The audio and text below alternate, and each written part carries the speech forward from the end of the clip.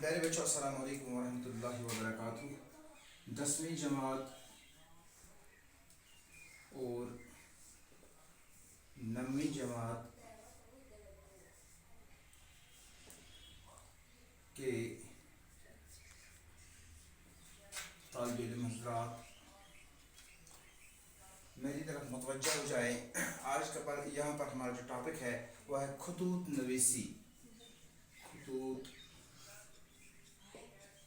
نویسی یعنی روزمرہ زندگی میں ہمیں ان خطوط کی جو ضرورت پڑتی ہے. خطوط کتنے قسم کے ہوتے ہیں؟ یہاں پر خطوط کے ہم 3 اقسام کرتے ہیں. پہلا ہی قسم ہے دفتری خطوط، دوسرا ہے نجی خطوط، تیسرا ہے ذاتی کاروباری خطوط.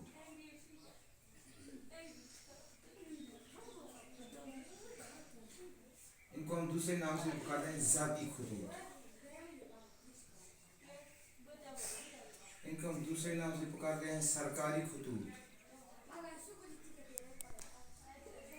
ان جو پہلا ہی قسم ہے دفتری خطوط، ان کو ہم سرکاری خطوط کے نام سے بھی جانتے ہیں. نجی خطوط ان کو ہم ذاتی خطوط کے نام سے بھی جانتے ہیں. اور تیسرا ہے کاروباری خطوط. دفتری خطوط جو ہے یہ دفتروں سے منسلک ہوتے ہیں، جن ہم سرکاری خطوط کہتے ہیں. یہاں پر جو دفتری خطوط ہے آپ کے سامنے، یہاں پر میں نے ایک کاغذ کا ایک ورق جو آپ کی کاپی کا ہوتا ہے یہ ہم لے لیں گے. یہ آپ مانیے کہ ہم پہلے یہاں پہ لکھتے ہیں بخدمت جناب. یہاں پر میں ڈیش لکھوں گا اور یہاں پر بھی میں ڈیش لکھوں گا. اس لیے لکھوں گا، دیکھو بخدمت جناب یعنی یہاں پر میں نے لکھا ہے. اگر مجھے ہیڈ ماسٹر کو یہ جو خط لکھنا مقصود ہے، خاص لکھنا مقصود ہے، تو یہاں پر لکھیں گے ہم ہیڈ ماسٹر. اور یہاں پر لکھنا ہے وہ کہاں پہ تعینات ہے.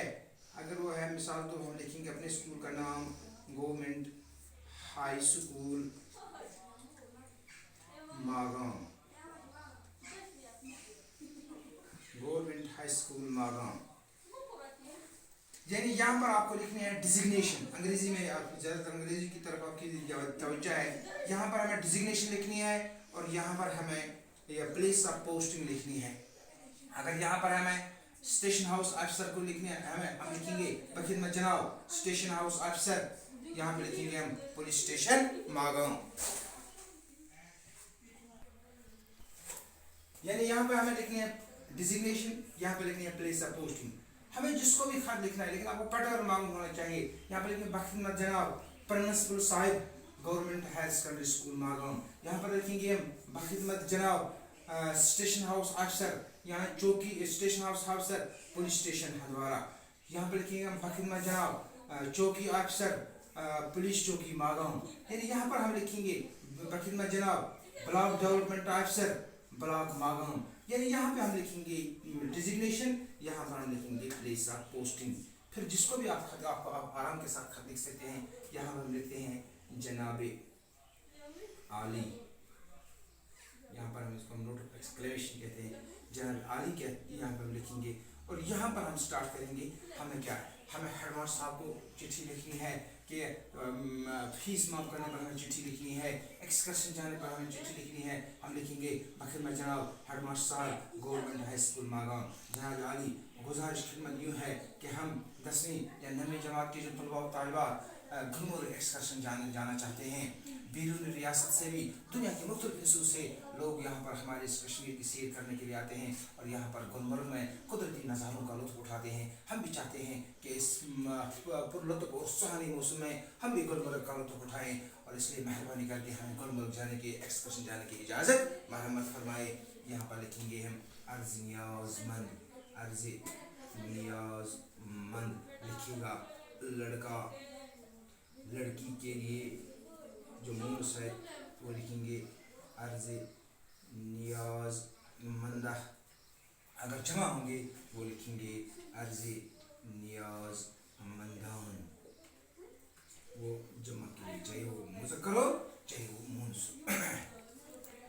समाप्त करने के लिए चिट्ठी लिखनी है। हम लिखेंगे पाकिस्तान में जनाब हेडमास्टर साहब गवर्नमेंट हाई स्कूल माकाम बिनागाली गुजारिश खिदमत यूँ है कि साहिल ने 10वीं जमात या 9वीं जमात का इम्तहान अव्वल नंबरात के साथ पास किया है। साहिल के घर की आमदनी नहायत कलील है और खर्चा ज़्यादा है। साहिल के वालिद एक मजदूर पेशा आदमी है। साहिल मेरी स्कूल फीस का खर्चा बर्दाश्त करने के काबिल नहीं है, इसलिए जनाब वाला से गुजारिश है कि मेरी फीस माफ़ फरमाई जाए ताकि मैं अपनी तालीम का सफ़र जो आइंदा भी जारी रख सकूँ। और उम्मीद है कि आप मेरी स्कूल फीस माफ़ फरमाएंगे। यहाँ पर लिखेंगे अर्ज़ नियाज़मंद, नीचे लिखेंगे अपना नाम, जमात क्या होगी, रोल नंबर वगैरह है क्या होगा, आपको नीचे लिखना है। ये पैटर्न आपको मालूम होना चाहिए। ये दफ्तरी खत का पैटर्न है और ये जो बीच वाला जो हिस्सा है इसमें हम समझ लिखते हैं हमें क्या लिखना होता है। और ये चीज़ें आपको ज़हन में रखनी हैं। जब ये चीज़ें आपकी ठीक हो जाएंगी तो आप आराम के साथ ये खत लिख सकते हैं। मुझे उम्मीद है